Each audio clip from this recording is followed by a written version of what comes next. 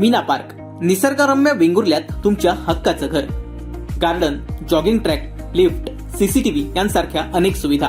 आमचा पत्ता Meena park, barrister नाथपै road, साकवा शेजारी, वेंगुर्ला.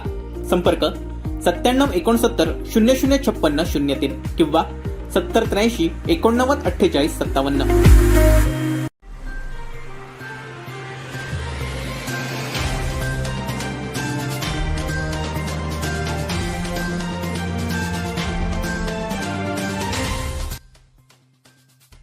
सिंधुदुर्ग जिल्ह्यात चोऱ्यांचं सत्र अद्यापही कायम आहे. सतत होणाऱ्या चोऱ्यांमुळे जिल्ह्यात भीतीचं सावट पसरलंय. आज पहाटे कणकवली शहरात झालेली चोरी ही भयानक स्वरूपाची होती. त्या चोरट्यांनी चोरी केलीच, पण चोरी बरोबर त्या ठिकाणी सतर्क असलेल्या नागरिकांवर हल्ला देखील करण्याचा प्रयत्न केलाय. मात्र आता त्या चोरट्यांचा शोध घेणं हे पोलिसांसमोर आव्हानच असं म्हणावं लागेल.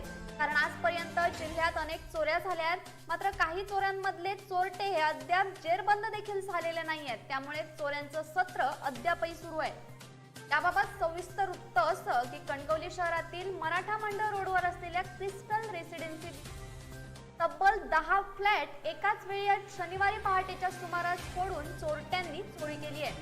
दरम्यान बिल्डिंग मधील फ्लॅट फोडत असताना इतर लोक राहत असलेल्या फ्लॅटना बाहेरून कडी घालून घेत चोरट्यांनी सावधगिरी बाळगली आहे. ते 10 फ्लॅट फोडले, त्यामध्ये दरवाजाचा कडी कोयंडा तोडून चोरटे फ्लॅट मध्ये शिरले. मात्र ही बाब काहींच्या लक्षात येताच फ्लॅट मधील काही लोकांनी आरडाओरडा केला. या दरम्यान त्यांनी आणि तेथे राहत असलेल्या बिल्डिंग मधील एका फ्लॅट धारकाने या बिल्डिंग खाली येत या चोरट्यांना अडवण्याचा प्रयत्न देखील केला. मात्र याच दरम्यान चोरट्यांनी तिथे असलेल्या विटा त्या नागरिकांवर भिरकावत हल्ला देखील केलाय.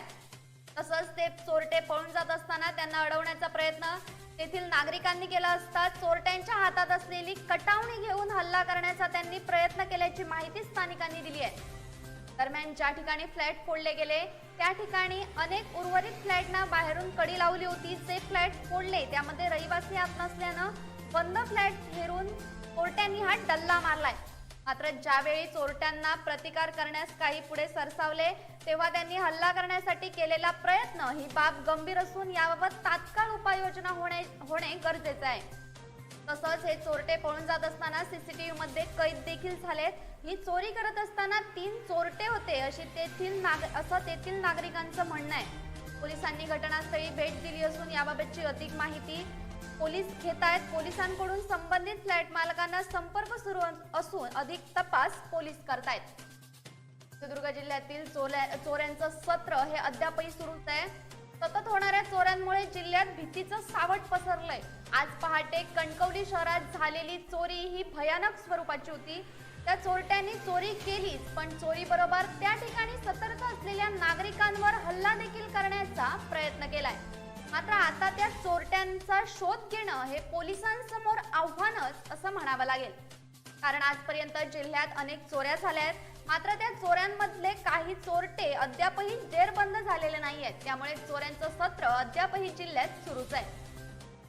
Bureau news, Kokanshahi, Kankavli.